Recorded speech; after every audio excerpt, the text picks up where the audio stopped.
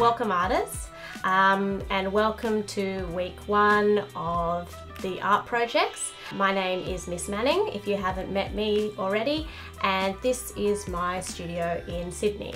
Firstly, before we start, the most important thing is when we're making art and we're being creative is you have to think of safety first.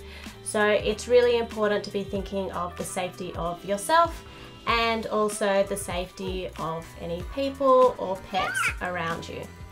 I'm not wearing anything fancy. I've just got some old clothes on. I've got jeans and an old t-shirt. I've got a little bit of paint on my front here because I've used it for painting before, and I'm also wearing closed-toe sneakers as well. So wear appropriate clothes for when you are going to be creating.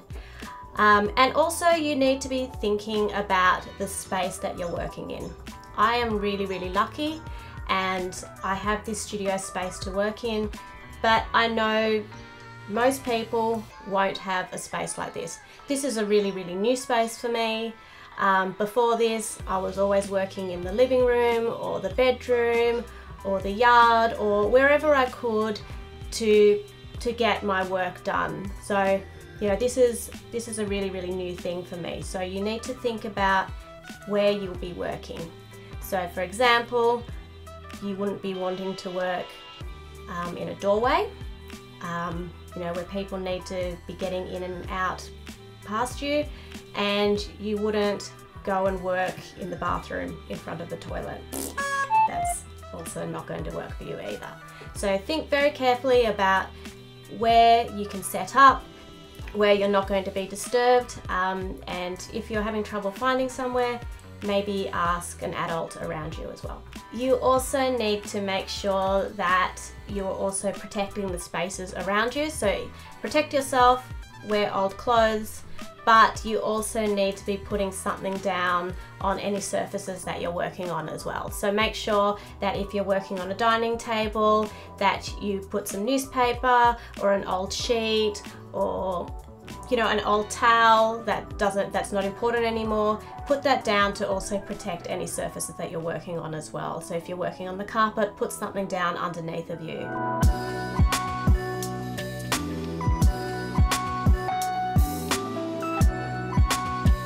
So the world that we're in at the moment, it's changed a lot.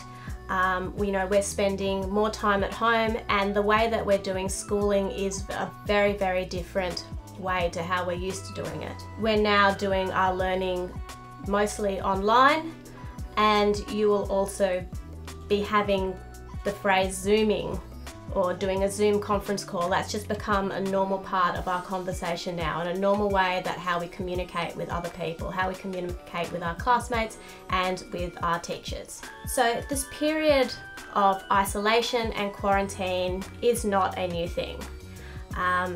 This has happened many times and during different periods of history, and people and civilizations have survived this many times over. So this is not a new idea. And some of the world's greatest artistic, musical, scientific creations and discoveries were all made during these times. Some examples of some of these discoveries and innovations that have been made during periods of isolation and quarantine include author Mary Shelley, who wrote the book Frankenstein during a time where people had to isolate in their homes because of a volcanic eruption. William Shakespeare, very famous playwright, wrote King Lear and Macbeth during a time of plague when all the public playhouses and theatres were shut down. Isaac Newton also discovered and started developing his theories of gravity during a time when the plague was happening and really decimating some of the populations in Europe. And of course there's always the Diary of Anne Frank, which was written by Anne when her family were hidden in a part of her house for 25 months, and that has become one of the most famous books of all time. So we all are really living through a really important and substantial time in history. And we really need to be able to see this as an opportunity for productivity, innovation, problem solving, creativity. We will see what people will create in the future from being in isolation during this time. So as we're going to be working on flat lay photography and layouts today, you might be asking, what is a flat lay? A flat lay is essentially a photograph that's taken from a bird's eye view, so that means from above, and it's of objects or items that are laid out neatly on the ground.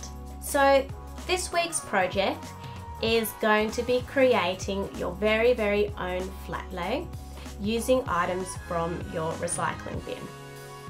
So these items that you are going to be collecting for today's flat lay, I'm going to get you to keep collecting them over the next few weeks, because we will be actually using these for another project that we do in the future. So please keep everything that you have, especially things that are made out of cardboard and paper. Leave anything that's plastic or metallic behind and keep that in your recycling bin, because we're just going to be working with paper and cardboard items. The original flat lay was known as knolling, and it was developed by a caretaker of a furniture store named Andrew Carlaw, when he really kind of was looking at all of his tools, and he discovered how nice they all looked when he arranged them neatly on the ground and they were photographed from above. So the flat lay was a really, and is a really commonly used technique that you see in social media such as Pinterest. It's also used in ads and magazines, even television commercials. You will see this technique being used. Open any magazine and it won't take you very long to find an example of flat lay photography and layouts. I've actually been collecting all of these items for a few weeks, so I do have a head start, which looks like, you know, why I have so many bits and pieces. So when you start gathering all your bits and pieces together, try to keep them in one place or in a couple of places. I just have mine in a couple of old bags here. So these are pretty full now, and we'll just start opening them up so you can have a bit of a look at the types of materials that I will be working with.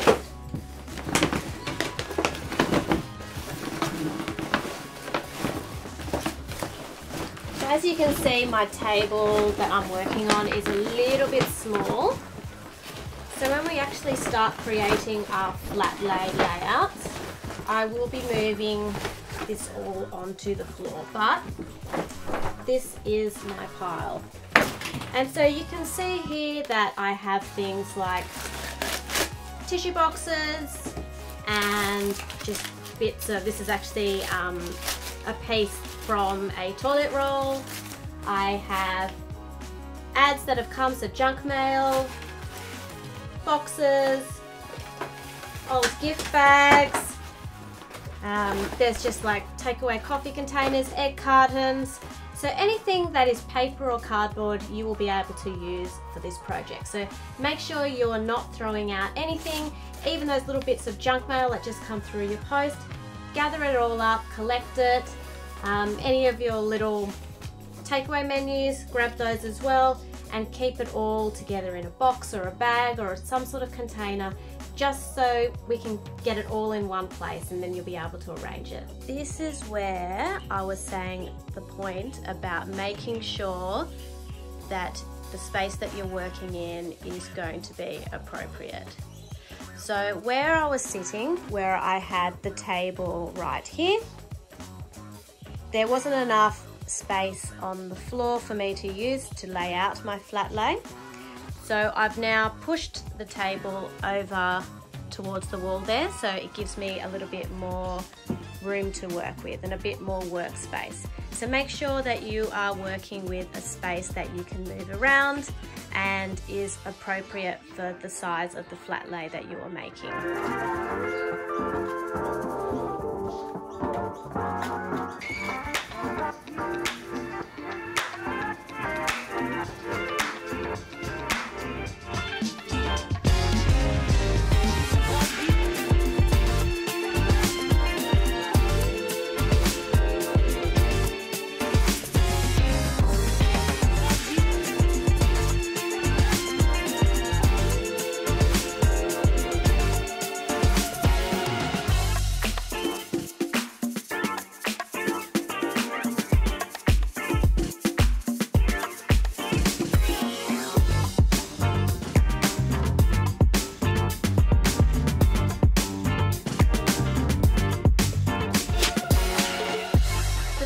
Important part is that we're going to be photographing our work, so make sure you have enough room to walk around your piece. And the most important thing is when you're taking a flat lay photo is that you are going to be shooting directly from above.